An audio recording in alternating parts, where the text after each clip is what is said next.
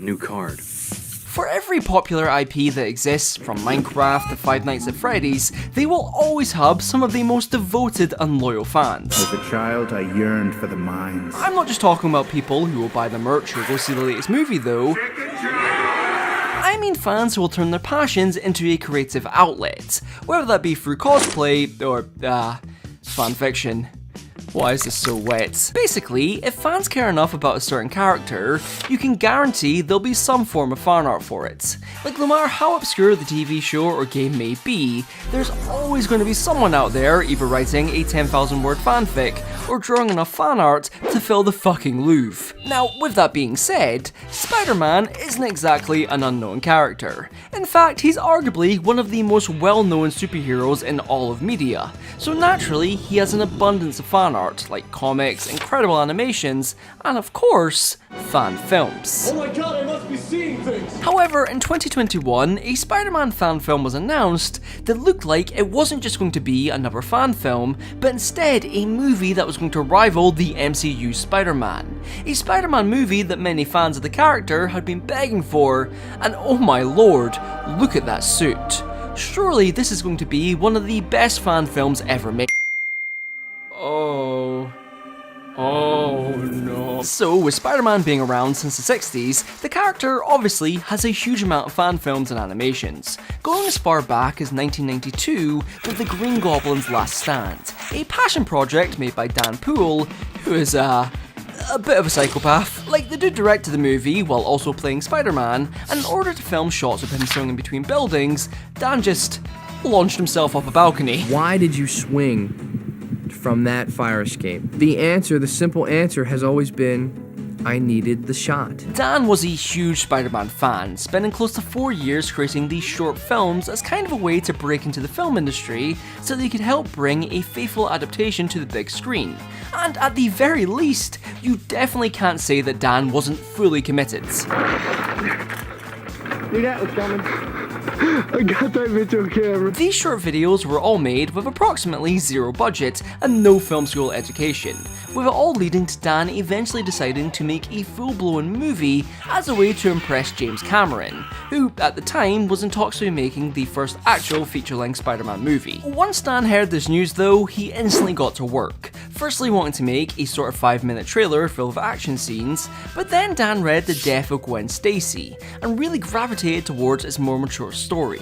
He felt it was a gripping narrative that he could bring to life using the skills he had learned over the years of making Spider-Man videos, and thus the decision was made to create this really ambitious fan film where Peter would face off against his biggest foe, the Green Goblin.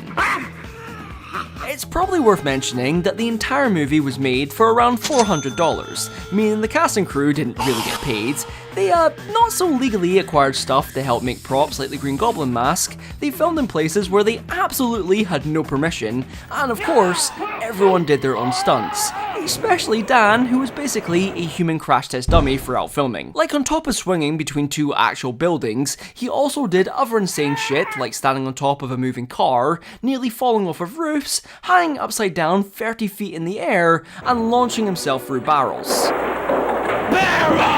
My man was willing to die for this movie, and honestly, I genuinely think it paid off. Because despite this fan film being at least 10 years older than anyone watching this video, it still holds up incredibly well as an earnest and charming movie that really captures the spirit of the comics. The acting is decent, if not a little bit over the top. You killed you maniac! You took my quest! And the action scenes, along with the special effects, are all surprisingly great, considering the film was again made for around the same price as a loaf of bread. There's also a making of video where the cast goes over the whole production, and it's seriously impressive seeing just how creative Dan and the team had to be when it came to aspects like the special effects, using simple yet effective methods that all work exceptionally well. Mostly.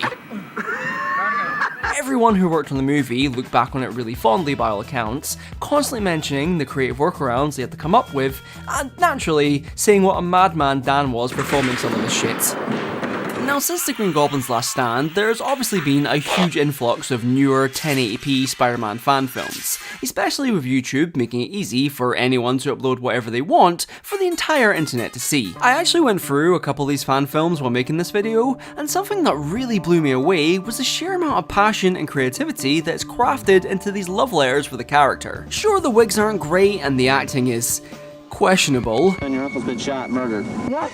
No! but these projects aren't multi-million-dollar productions. They're made by people who usually only have about $10 in their pockets, along with a few friends dressed in the finest Spider-Man morph suits. The animations in particular really stood out to me. Like, other than the insane amount of Blender tutorials I'd need to go through just to create 1 second of this, the way these creators have visualized Spider-Man and the way he moves while swinging or fighting is genuinely so impressive. And also infuriating, because I'll never make anything nearly as good as this. Weed has been legalized! But you're the one getting smoked, Gobby! I also really enjoyed seeing people take the concept of Spider-Man and use it in a totally different way. Like, for example, in 2024 short horror film The Spider, where Peter is played by Carl from The Walking Dead, and instead of getting spider-like abilities after being bitten, Peter just turns into a spider and then eats Uncle Ben. Uncle Ben, what happened? Although, with all that being said, I would still say that The Green Goblin's Last Stand is probably the best fan film out there. However, that was all about to change when a young man named Gavin thought to himself, I can make a Spider-Man movie. For the small fee of $20,000, of course. At the very start of 2021, a then 17-year-old Gavin J. Knopp uploaded an announcement video for his first ever movie, Spider-Man Lotus, a fan film that would be adapting 2 of Spider-Man's most notable comics, those being Spider-Man Blue, a story which centers around Peter's relationship with Gwen Stacy, and of course, Spider-Man Reign, a story where Peter kills Mary Jane with his radioactive I think I got my notes mixed up again. The other comic was actually The Kid Who Collects Spider-Man, a story about Tim Harrison, a kid who is a massive Spider-Man fan that Peter actually spends a day with for no apparent reason, showing off his web shooters, sharing stories about fighting crimes, and even going as far to reveal his secret identity. Throughout the book, we have no idea why Peter is doing any of this until the very last page, when it's revealed that Tim is terminally ill and doesn't have long left to live, which is a little depressing. Both these books are seen as some of the best Spider-Man stories ever written, so to properly adapt these classics into his film, Gavin figured he'd need at least $20,000. Thus, the Spider-Man Lotus Indiegogo was made, giving extensive info on the movie, going over its cast, how the budget would be split, and even specific rewards for donations, like a signed poster for $65. I'm sure this won't age poorly. However, somehow, this ambitious Indiegogo campaign didn't just reach its goal of $20,000, it instead pulled in $100,000. All for a 17-year-old who had never made anything nearly this big before. As far as I can see, the reason this blew up so quickly was because of 2 things. 1, the suit looked sick and caught everyone's attention, like it basically became a selling point for the whole film, and 2, the movie kind of appealed to, people who hated the MCU Spider-Man. I just watched Spider-Man Far From Home, and I feel sick. To sum this up in as little words as possible, log onto Twitter, type in the word Spider-Man, and you'll be greeted with Spider-Man fans who are both the most passionate and fucking deranged fans I've ever seen, who hate anything related to the character that isn't Spider-Man 2. This is where Spider-Man Lotus comes in. It was marketed as this darker, more mature project that would tackle themes of death and grief, while also seeing how Peter deals with all these emotions. Basically, you know, Spider-Man 2, but different, I guess. I missed the part where that's my problem. Clearly this worked though, because Gavin now had $100,000 in his bank account, and people were hyped to see what was next, leading to the full trailer dropping in October and gaining a respectable 3 million views. The trailer was almost universally praised. Most of the comments at the time were expressing how excited they were for the full movie, and it even reached as far as the current Spider-Man director, John Watts, who actually DM'd Gavin saying his trailer looked awesome. It doesn't just stop there though, because apparently Gavin's dad is an airline pilot, and who just so happened to be on one of his flights? Fucking Andrew Garfield, who after speaking to Gavin's dad, expressed interest in the fan film. Seriously, at this point, the hype around Spider-Man Lotus was insane, and Gavin, who remember was only about 18 at the time, was seen as a Spider-Man savant who was going to create a movie that was going to be way better than anything Disney had done with the IP. However, all that goodwill and hype would come to a swift end when, racism happened. The Ku Klux Klan! You know the Wolf of Wall Street meme where they're all getting arrested, with the caption being something like, when the group chat leaks? Yeah, that's pretty much what happened here. On June 2022, someone took to Twitter with one goal in mind: revenge. And thus screenshots were leaked showing that Warden Wayne, the actor playing Spider-Man, really likes to use the N-word. Obviously, these DMs spread across Twitter like wildfire, with Warden Spider-Man quickly being rebranded as the racist Spider-Man, followed by an onslaught of memes. Don't worry though, Warden tweeted out an apology, basically saying he's sorry for what he said, and that the only reason he used those words so liberally was because he was homeschooled. Gavin took to Twitter to defend his lead actor, saying that Warden had since apologised to him for using those words, and that Gavin truly believed Warden had grown and became a much better person. Would be a real shame if Gavin had also said stuff like Gavin's racist DMs were then leaked. A whole slew of real and fake screenshots dropped all across Twitter, not only showing that Gavin had some spicy takes, but also giving insight into the fact that Gavin may have actually had a bit of an ego. Through the plethora of leaked DMs, it paints a picture that Gavin was only really focused on Spider-Man Lotus becoming the fan film, beating out all the others that came before it. Seriously, unlike our man Dan, who just wanted to make a faithful Spider-Man movie, Gavin was purely making this as a vanity project to spite the MCU Spider-Man, and also other YouTubers for some reason. Gavin quickly put out his own statement and said he would be logging off Twitter for a while, but by this point the damage was already done, and it would only get worse from here. Shortly after this, the VFX team dropped out due to all the controversy, as well as the production being overall pretty mismanaged. Full scenes were then leaked, behind the scenes images were leaked, the entire script was even leaked, along with apparent plans to make Spider-Man Lotus the first in a fucking trilogy. Oh, and the actor who played the Green Goblin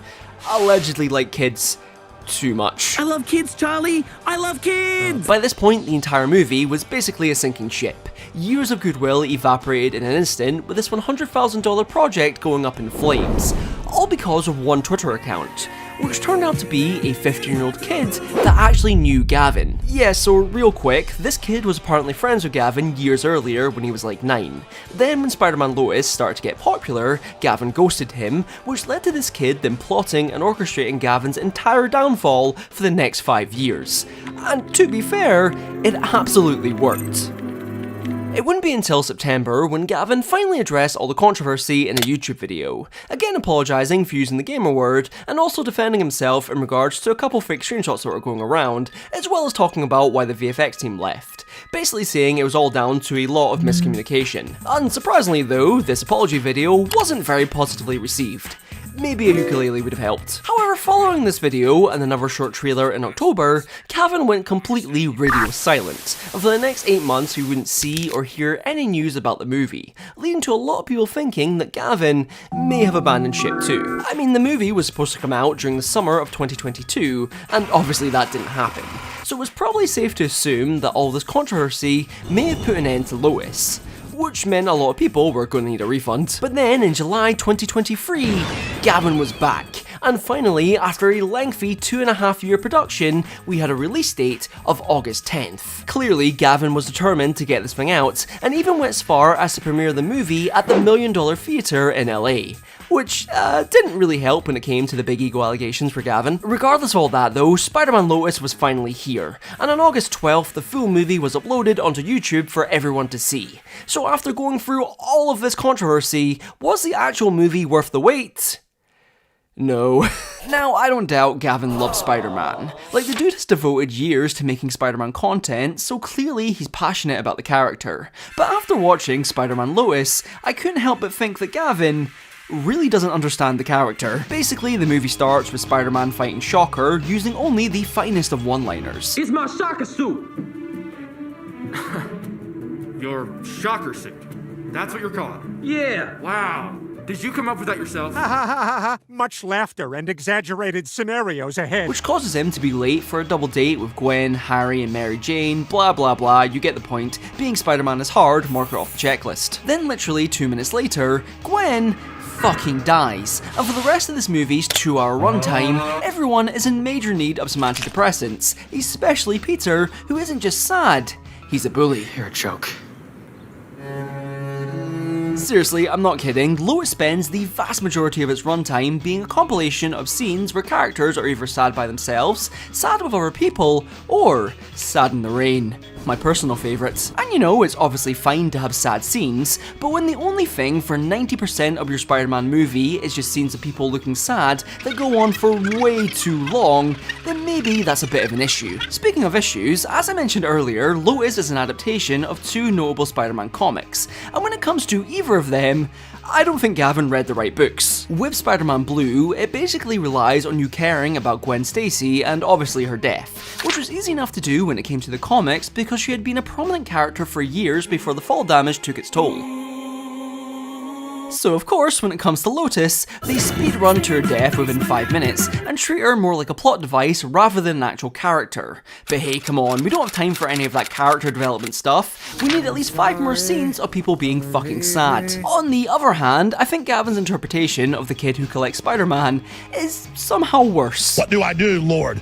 Destroy the child. Because everything that made that story work in the comics is just torn apart here, and all we're left with is Peter trauma dumping to a dying child about his dead girlfriend. It was the greatest mistake of my life.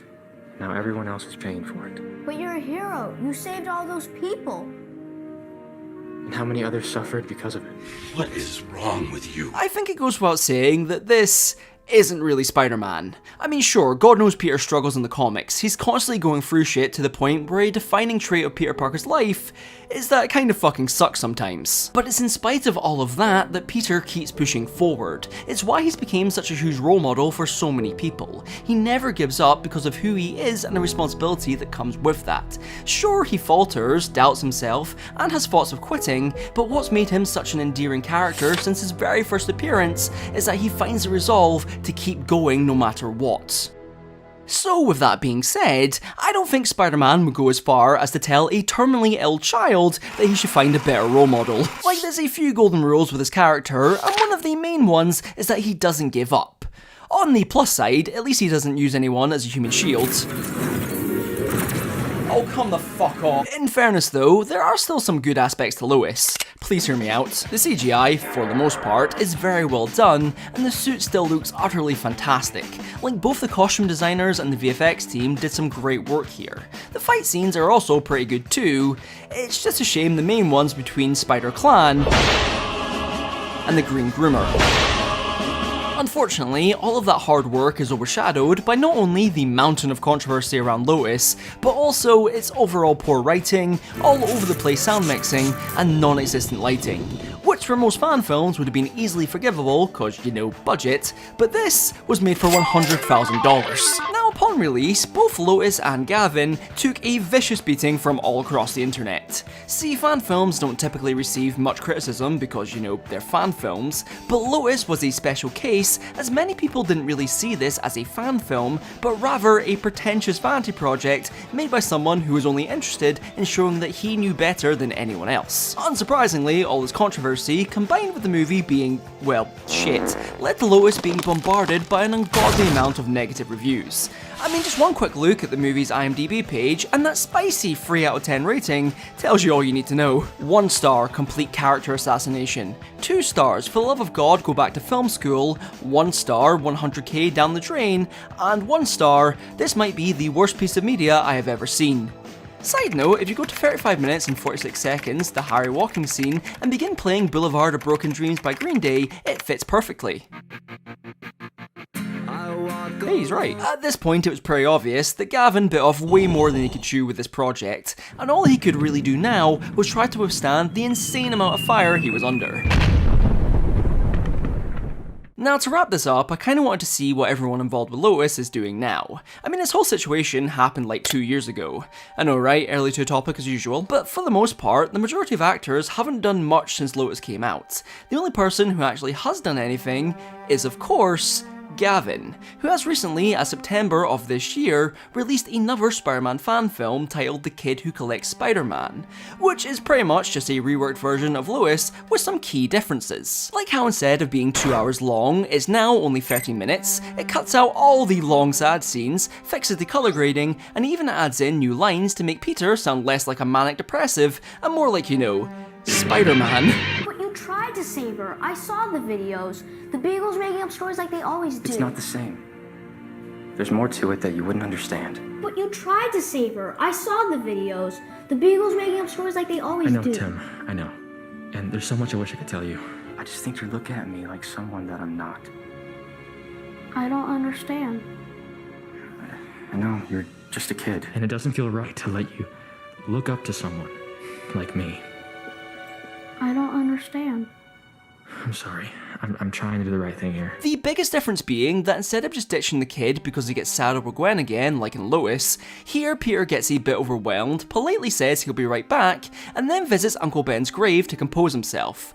Which is a change that almost entirely makes this better than Lotus. Honestly, I can't lie, this cut is so much better than Lotus in almost every way. Like, it drops the snobby pretentiousness Lotus had in favour of being an actually funny and charming retelling of an iconic story. Here, I can fully see the passion for Spider-Man Gavin has, because unlike Lotus, this short film feels like it was made by a fan. Ultimately, Lotus's main issue is that I think at some point during production, Gavin stopped treating this like a fan film and more like a way to show that his idea of Spider-Man was better than anyone else's. I mean, the racism obviously didn't help, but I think Lotus would have still been a mess without all the drama. As I said at the start of this video, there's so much fan-made media out there, it's insane. And I think Lotus is a cautionary tale of not letting your own ego get in the way of creating something you're passionate about. Because realistically, it doesn't matter if your interpretation of a certain character is better than anyone else's. All that matters is that what you're making is some good old fanfiction, baby.